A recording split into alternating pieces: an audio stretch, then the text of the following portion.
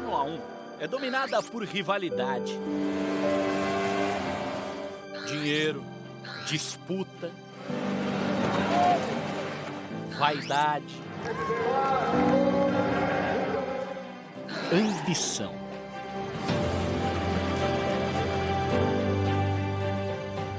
Para sobreviver aqui é preciso ser forte psicologicamente. Poucos pilotos tiveram essa força quanto Nelson Piquet. Aí a largada do Grande Prêmio do Brasil começa a temporada. Piquet na frente, Senna em segundo, Mansell cai para quinto. Poucos campeonatos exigiram tanto quanto o de 1987. Piquet vai tentar dar o troco, Mansell em primeiro, Piquet em segundo. Piquet por dentro, de um lado, de outro. Para contar uma história como essa, a gente precisa voltar no tempo, mostrando para vocês imagens de 30 anos atrás. Naquela época, entrar nessa equipe, a Williams, era entrar na equipe favorita ao título, mas que estava dividida entre seus dois pilotos. De um lado, o brasileiro, que já era bicampeão mundial, Nelson Piquet. Do outro, Nigel Mansell, inglês, como a própria equipe. E que, por isso, era o preferido. Acredite, essa história não era segredo para ninguém. Segundo o que se soube aqui, Piquet teria dito que a equipe vai de novo perder o campeonato pelos mesmos erros que cometeu no ano passado. E mais, completou dizendo que entre ele e Mansell há uma diferença muito grande, porque ele já foi campeão mundial 2 vezes e Mansell tem cara de perdedor. É uma declaração de guerra de Nelson Piquet. A Williams fez de tudo para fazer do Mansell um campeão. Fez de tudo para ter no Mansell, para ver no Mansell um campeão. Para piorar, logo na segunda etapa da temporada, o brasileiro sofreu um grave acidente nos treinos para o GP de Imola. A batida foi na curva Tamburello, a mesma que tirou a vida de Ayrton Senna.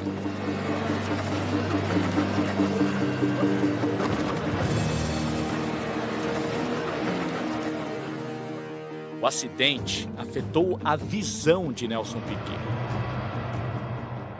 Eu comecei a dirigir tendo que olhar as placas, coisa que eu nunca olhei na minha vida, porque eu não conseguia mais ter aquela sensibilidade de aproximação. E isso me deixou muito lento. Apesar do problema, Nelson conseguiu voltar logo na corrida seguinte. Depois de um grande susto, você está bem, né? Isso é que é o importante, você está bem. Depois do grande susto eu tô ótimo. Quando perguntei preocupado. Ele conseguiu criar uma descontração, mas nunca escondeu que passou um tempo mais lento. A partir dali, ele entendeu que precisaria usar uma tática se quisesse vencer. Depois que eu tive o problema, eu estava bem mais lento do que ele. Procurou de um lado e do outro, botou Mansell. Nelson Piquet vai pra cima dele, tenta, Mansell pula na frente. A sorte nossa é que os 2 carros eram os únicos carros que poderiam ganhar o campeonato. Então eu segui ele de perto. Aí Piquet fica muito por fora. Ele vai mergulhar com tudo, foi pra cima pra sair na frente. Resolveu arriscar tudo pra cima de Nigel Mansell. Este é só um exemplo de uma das principais características de Nelson Piquet.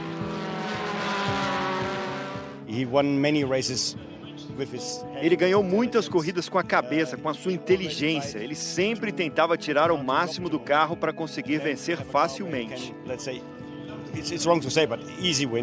Essa não é a opinião apenas dos jornalistas que cobrem a Fórmula 1 desde aquela época.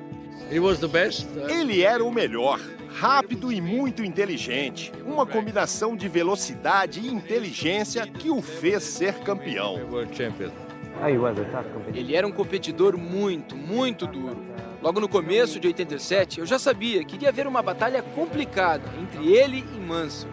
Botou por dentro, ficou em posição de ultrapassagem. Piquet vai ter que se concentrar, não. Foi pra cima, não quer nem saber. Foi pra cima de Mansell. Outra vez, ele deu um recado ao Mansell. Ou pisa no freio, ficamos por aqui. Nelson também era inteligente para desenvolver a parte mecânica dos carros. Em 1987, a Williams começou a usar a chamada suspensão ativa. Mansell não acreditava no potencial da peça. Piquet com a nova suspensão ativa, suspensão computadorizada como no carro de Senna. Mansell com a suspensão tradicional.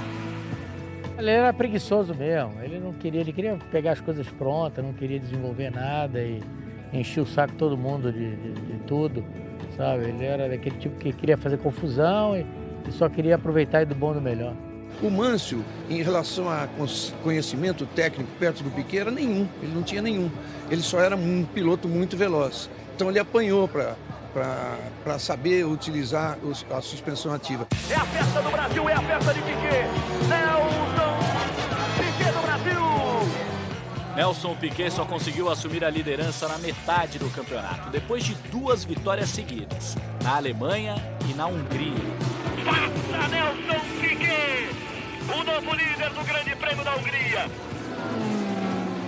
Em Monza, na Itália, ele venceu outra vez. Só que aí, a Williams decidiu banir a suspensão ativa. A explicação que eles deram para mim é que eles não tinham peça suficiente para botar nos 2 carros até o fim do ano. Eles estavam colocando o piloto contra o outro porque eles pensavam que assim o time iria alcançar o máximo. Vai em cima dele. Olha que essa briga vai ser terrível. Nelson Piquet, então, usou a inteligência outra vez e passou a desestabilizar o rival. A única maneira era tentar criar uma rixa com ele, fazer ele bater para dividir o time. Esculhambava ele tudo que é tipo para ver se motivava esse tipo de briga na equipe. Nelson had a very good psychological fight. Nelson era muito bom na batalha psicológica entre pilotos. Ele sabia o que precisava dizer para chatear alguém. Na guerra mental, Nelson sempre vencia.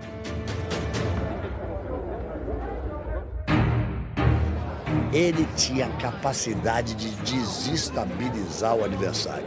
O primeiro grande adversário do piloto de Fórmula 1 é o seu companheiro de equipe.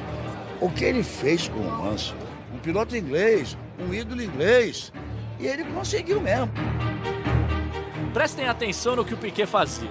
No GP da Alemanha, ao saber que Nigel Mansell iria parar nos boxes, ele se antecipou e parou uma volta antes do rival só para atrapalhá-lo.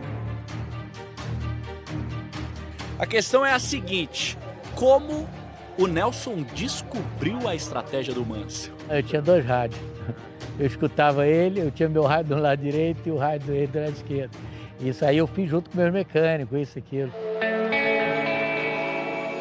No Japão, penúltima etapa da temporada, a pressão em cima de Mansell era tão grande que no treino classificatório, ao tentar levar o carro ao limite, ele acabou sofrendo um acidente que o tirou da corrida no dia seguinte.